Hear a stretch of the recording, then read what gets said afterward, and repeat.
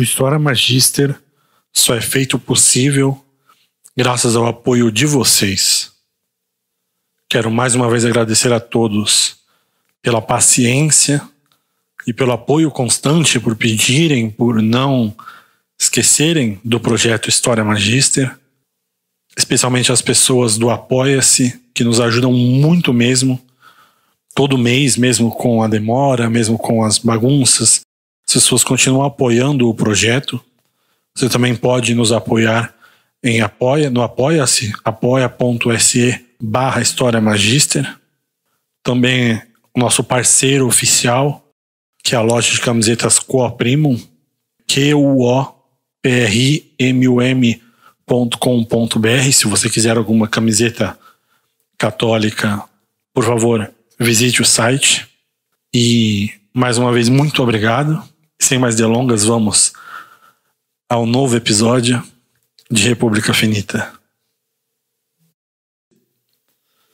Esse episódio é o 6º episódio de uma série que já vem muito longa sobre o declínio e a queda da antiga República Romana.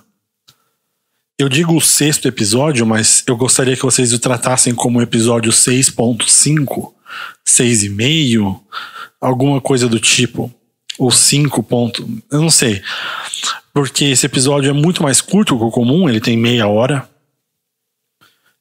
e nós vamos continuar a história que embarca o total na próxima semana, que vai completar o 6º episódio.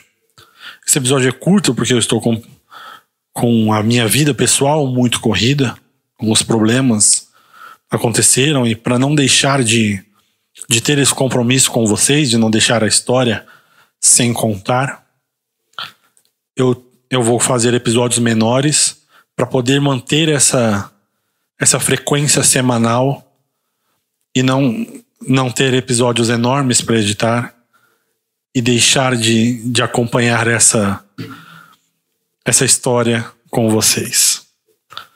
Mais uma vez, muito obrigado pela paciência. E se você não ouviu os outros episódios, eu recomendo que você ouça desde o primeiro, República Finita. A história costuma fazer um pouco mais sentido quando ouvida na sequência. Mas se você não se importa com a história não ter sentido, ou com sequências de história, ou se você já ouviu os outros 5 episódios, então, sem mais delongas, vamos ao 6º episódio de República Finita.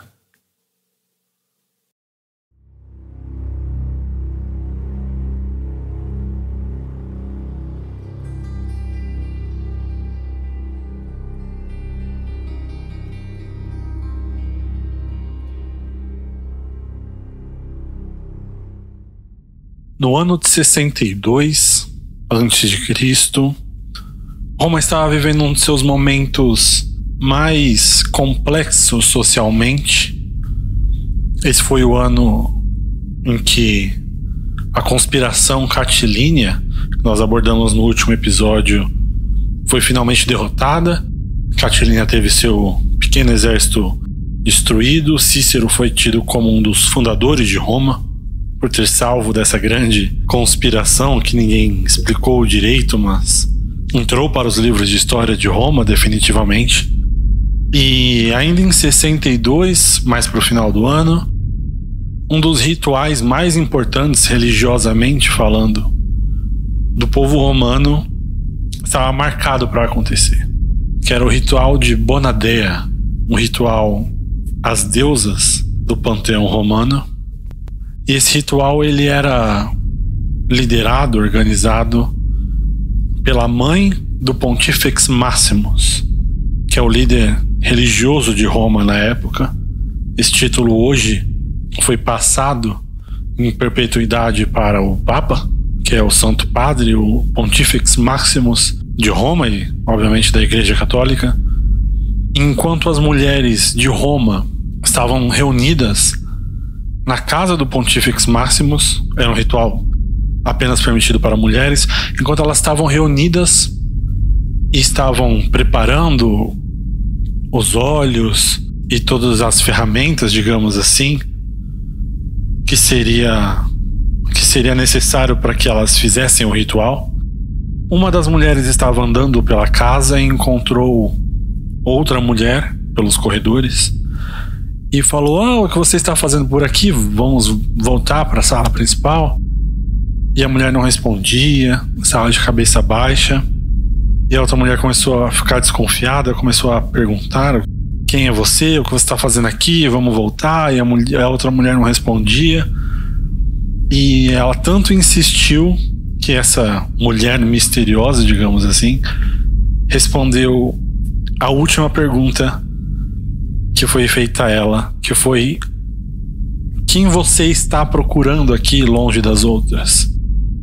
E a resposta dessa mulher misteriosa foi: Pompeias, a mulher do Pontifex Maximus, que estava na casa.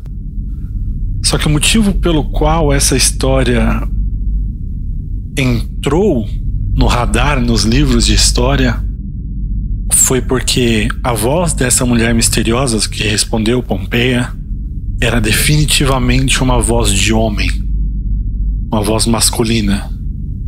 Essa outra mulher que estava fazendo as perguntas saiu correndo, desesperada, gritou a todas as outras, gritou a líder do ritual de Bonadea, que é a mulher a esposa, a mãe do Pontifex Maximus, desculpa. A mãe do Pontifex Maximus agiu com muita rapidez. Ela mandou todo mundo cobrir as ferramentas e os olhos e as águas que iam ser usadas para os rituais, e mandou que trancassem todas as saídas das casas para que esse homem que estava travestido não conseguisse fugir. E elas começaram a procurar ele pela casa e, depois de muita procura, o acharam. Quando tiraram o véu do seu rosto, a mulher disse: olhem muito bem para o rosto dessa pessoa. E o incrível é que todo mundo na casa já sabia quem era essa pessoa. Era um homem chamado Publius Claudius Pulcher. O Públio Cláudio Pulcro, como ficou na história em português. Esse homem era um dos rockstars de Roma, digamos assim. Ele era um dos poucos homens que, junto com o Júlio César, tinham a capacidade de parar Roma para discutir o que quer que ele estivesse fazendo na época. Ele tinha aquilo que nós falamos que César tinha, aquela coisa, aquela essência que define basicamente uma celebridade, um carisma, uma atração que as pessoas sentem na direção dele. E esse homem, Públio, nós vamos chamar daqui para frente, ele entrou para a história como Cláudio, mas existem muitos Cláudios na história, então nós vamos chamar ele de Públio. E o motivo pelo qual nós vamos chamar ele de Públio é porque ele fazia parte da família Cláudio. A família Cláudio, a família Cláudia, é talvez a maior família da história de Roma, no sentido de conquistas, no sentido de lendas, de legado. A família Cláudio é uma família que conseguiu emplacar em todas as suas gerações um cônsul que fosse e um Pontifex Maximus em todas as suas gerações, desde tempos imemoriais, desde a fundação da República Romana. E ele fazia parte dessa família. Eu não consigo puxar um exemplo de cabeça de uma família brasileira que fosse assim, mas talvez na família americana fosse os Kennedy, que são uma família conhecidíssima, que tem seus ramos, ou a família Bush. Também acho que já fiz essa comparação em outro episódio, mas são famílias que têm as suas linhas de poder paralelas com a própria história da República Americana. E a família Cláudio é esse tipo de família. Os Cláudios, eles tinham qualidades inerentes às pessoas da família, assim como os Kennedys tinham, que eram pessoas muito carismáticas. Os Cláudio, eles eram pessoas que sabiam do seu poder e eram arrogantes sobre o seu poder. Eles sabiam quem eles eram. Eles esperavam que você soubesse quem eles eram. E além de tudo, os homens da família, todos eles eram tidos como garanhões, womanizers, que é a expressão em inglês. Mas de todos eles, nenhum foi tão além da conta como Públio. Públio era tido como, nessa época já, meados do ano 60, como a ovelha negra da família Cláudio. Não só pelo jeito que ele se vestia. Ele tinha os cabelos longos, tinha uma barbicha, tinha roupas largas, não roupas justas, mas também pelo histórico das coisas que ele acabou fazendo ao longo desses últimos anos. Como ele era um jovem rebelde, ele andava com as prostitutas da cidade, ele causava confusão, ele dançava em público, que era uma coisa vista como imoral e efeminada até. Os seus pais pegaram Públio e o levaram para se alistar no exército. E na época que eles fizeram isso, o exército de Roma estava lutando contra Mitríades, nosso grande amigo Mitríades dessa história. O exército de Roma estava lutando contra Mitríades e um dos capitães do exército era um dos seus cunhados, um homem que era casado com uma de suas irmãs, chamado Lucius Licinius Lucullus. E Lúculo era um tipo de personagem que estava oculto na história até agora. Ele apareceu em vários momentos, que ele era um homem militar, ele era um homem de ação. E, por exemplo, nesse momento em que Públio foi mandado para o exército, Lúculo estava à frente do exército romano como capitão, e ele foi um dos responsáveis por diversas, acho que 4 derrotas seguidas contra Mitríades. Ele basicamente desmontou o exército de Ponto, e quando o Públio chegou lá, ele resolveu dar uma chance ao seu cunhado. Só que Públio, chegando no exército, ele foi tido como um soldado qualquer. E ele ficou muito indignado, porque, como eu falei, o povo da família Cláudio, eles são pessoas muito orgulhosas e arrogantes da sua história. E ele achava que quando ele chegasse, ele seria recebido como um capitão também, no nível ou até acima de Lúculo. E como ele não foi, como ele foi recebido como um soldado, ele começou a falar mal de Lúculo. Disse que ele era um péssimo capitão, um péssimo comandante. Disse que ele não sabia organizar as suas tropas. Mas mais do que isso, Públio começou a instigar no exército um tipo de pensamento de que aquela luta que eles estavam lutando era por nada, digamos assim. Ele dizia: essa é só mais uma das guerras de Roma. Vocês estão lutando, Roma vai continuar a dominar o mundo. Então vocês estão lutando nessa. Se nós derrotarmos Mitríades, vocês vão ser mandados para outra, e para outra, e para outra. E não interessa quanto dinheiro mais vocês ganhem, vocês nunca vão poder aproveitar esse dinheiro, porque o seu destino vai ser a morte. Enquanto os donos dos exércitos, os generais, os senadores, só chegam na hora da conquista. E esse exército que estava com Lúculo era um exército que já tinha debandado de outro capitão antes. Então, quando Públio começou a falar esse tipo de coisa na orelha do exército, obviamente o exército largou Lúculo também. O exército começou a se revoltar, começou a se amotinar, e Lúculo, vendo aquela situação, e ele não conseguia controlar, não conseguia botar moral na tropa de volta, porque quem tinha desmoralizado ele era uma pessoa da própria família dele. Então Lúculo teve de largar a luta contra Mitríades, que ele estava absolutamente ganhando, voltou a Roma e teve de chamar Pompeu. Pompeu chegou, colocou ordem na casa e à frente do exército derrotou Mitríades. E Lúculo ficou com um gosto amargo na boca de que ele fez todo o serviço pesado, e ele obviamente recebeu premiações e dinheiros e muitos tesouros, mas ele não recebeu a glória de ter derrotado Mitríades e que ele achava que ele merecia. Quem recebeu a glória, obviamente, foi Pompeu. E quando Lúculo voltou para Roma, ele voltou falando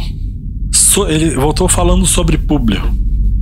Começou contando histórias, começou falando que ele era efeminado, que ele era todas essas coisas que nós já sabíamos, mas ele começou a falar especificamente das irmãs de Públio. E as irmãs de Públio, as mulheres mais novas da família Cláudio, elas eram mulheres mais soltas, digamos assim, do que as mulheres da sua geração anterior e até da sua geração. Elas contavam piadas ao ar livre, elas organizavam grupos de teatro, elas bebiam nos mesmos bares que os homens, elas eram sexualmente ativas, mas no sentido, elas iam atrás dos homens. E obviamente elas eram da família Cláudio. Elas eram de sangue tão nobre quanto o próprio Públio. E Lúculo era casado com uma dessas irmãs da família Cláudio. Por isso que ele era cunhado de Públio. Lúculo ele era casada com Fúlvia Cláudio, tida pelos historiadores, pelo menos como a mais bonita das irmãs Cláudio. E quando Lúculo volta a Roma, ele começa a contar a história de que Públio, enquanto Lúculo estava em Roma, estava transando com Fúlvia, a sua irmã. Se Roma tivesse jornais, é quase certo que não tinha nenhum tipo de jornal organizado assim, mas se Roma tivesse jornal, tivesse TV, tivesse rádio, essa seria a única coisa, o único assunto que Roma teria nesse momento. Porque vocês conseguem imaginar a família mais nobre, por exemplo, uma família imperial do Japão, uma família Napoleão na França, em que uma das pessoas que é de dentro da família, um cunhado, que ele era casado com Fúlvia há muitos anos, dizia que a própria esposa estava cometendo incesto dentro dessa grande e histórica família. Quando Lúculo fala isso, Públio entra no imaginário nacional de Roma de uma vez.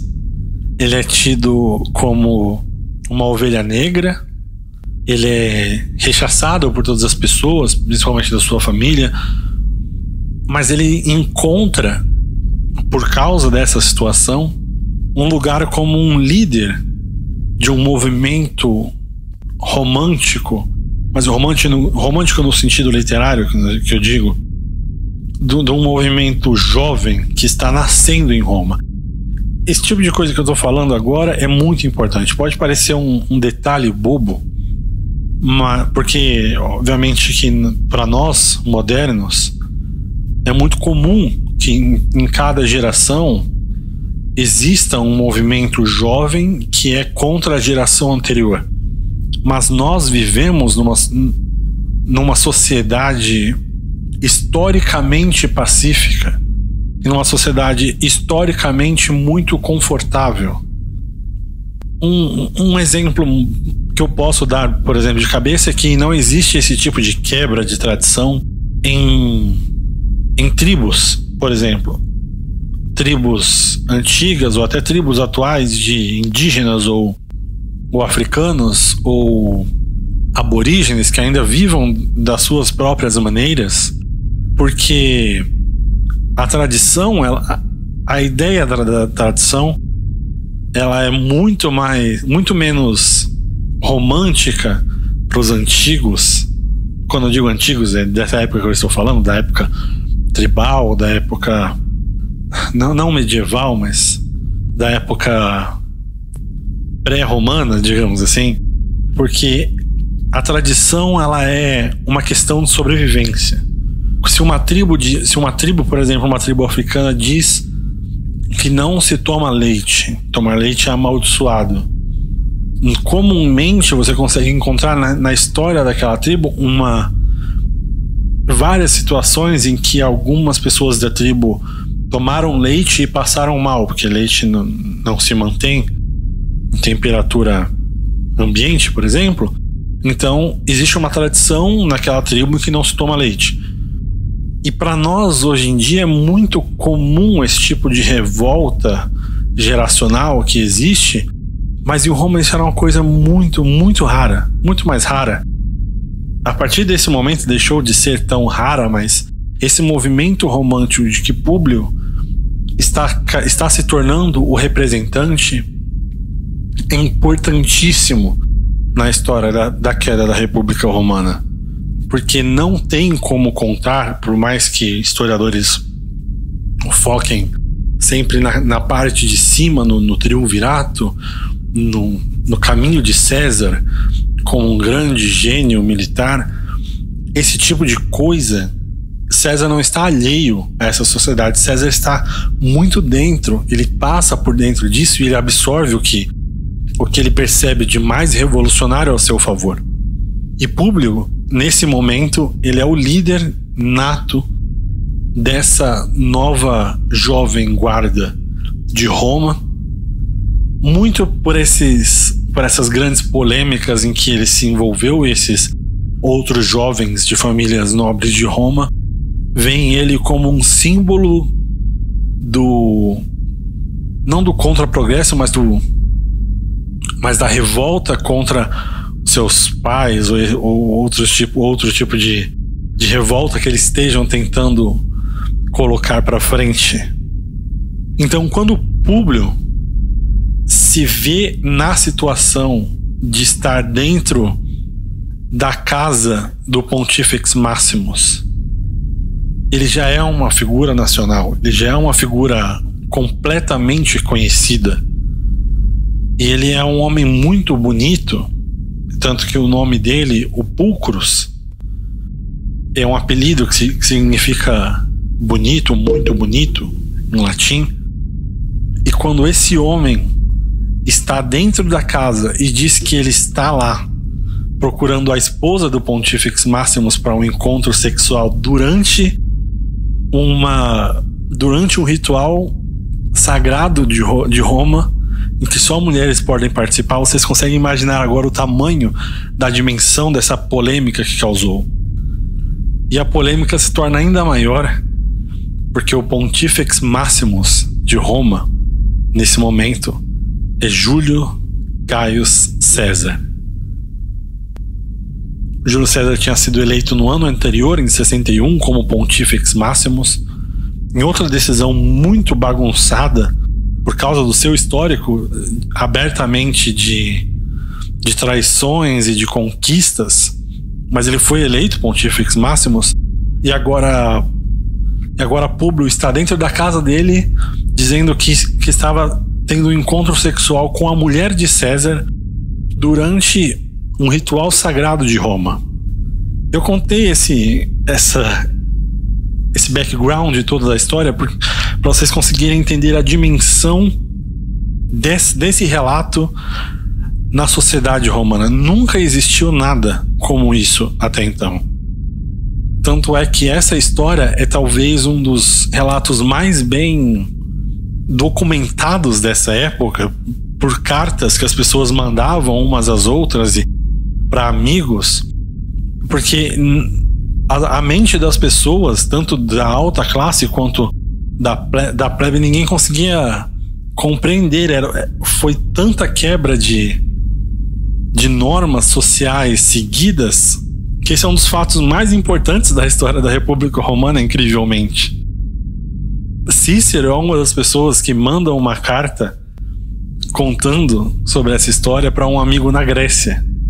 Ele diz, abro aspas: tenho certeza que você já ouviu falar sobre o incidente na casa do Pontifex Maximus, onde Públio foi encontrado, na escuridão da noite, se colocando entre as mulheres travestido como uma, para ter encontros que não se pode dizer nem em voz alta. Nunca vi em tantos anos como romano a cidade em choque como está hoje. Fecho aspas.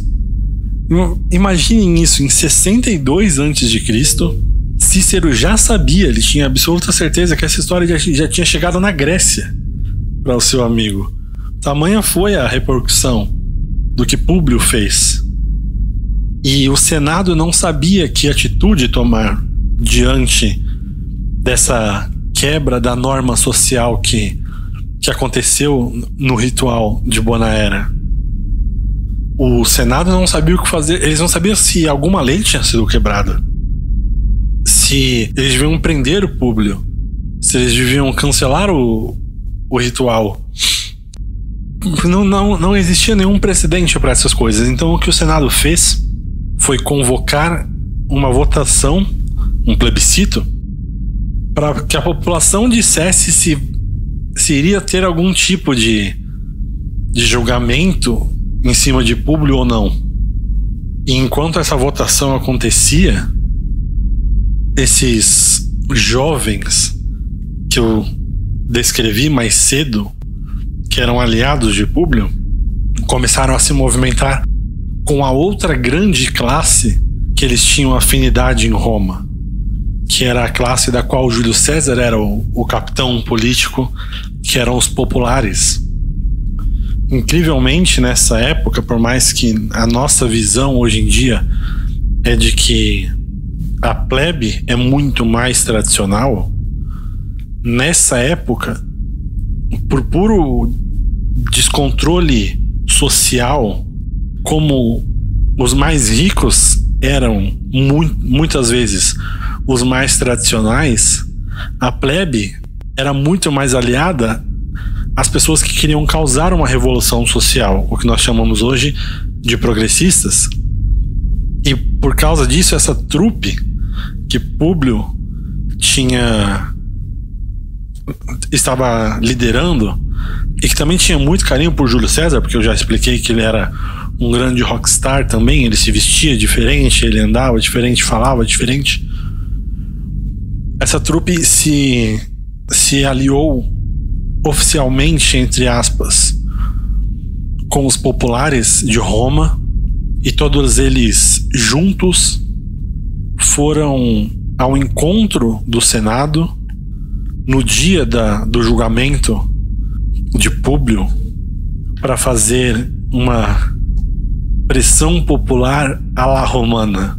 Porque, mais uma vez, eu tenho que lembrar que Roma não tem uma força policial. Esse foi um dos grandes pontos da primeira geração da queda da República, que eram os irmãos Graco, em que eles, lutando contra a tirania do Senado, foram mortos porque o Senado cooptou uma gangue de pessoas para tentar intimidar, e quando eles não foram intimidados, eles foram mortos. Então agora Públio e os populares usam dessa tática do Senado romano para tentar organizar uma pressão violenta a favor de Públio nesse julgamento que vai acontecer. Só que, como eu falei, esses revolucionários, esses populares, eles têm outra pessoa pelos quais ele tem um carinho muito grande, que é um político oficial de Roma, que é Júlio César. Que Júlio César é uma pessoa carismática, ele é o maior capitão dos populares, não só nesse momento da história, mas talvez na história inteira de Roma. E Júlio César foi ser a primeira testemunha contra Públio nesse julgamento do caso do ritual de Bonacera.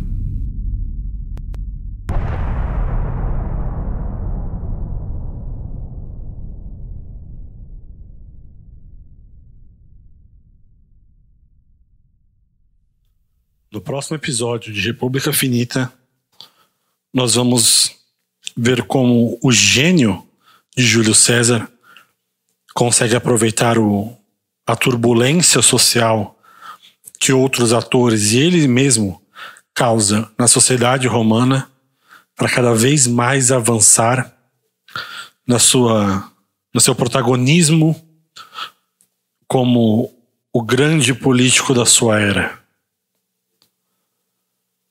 Também, por causa disso, a grande rivalidade entre ele e os outros grandes atores da época, Pompeu, Crasso, Públio, Cícero, começa a aflorar nesse grande caldeirão que vai explodir no seio da República Romana. Não perca o próximo episódio, só aqui no História Magister e na Shockwave Radio.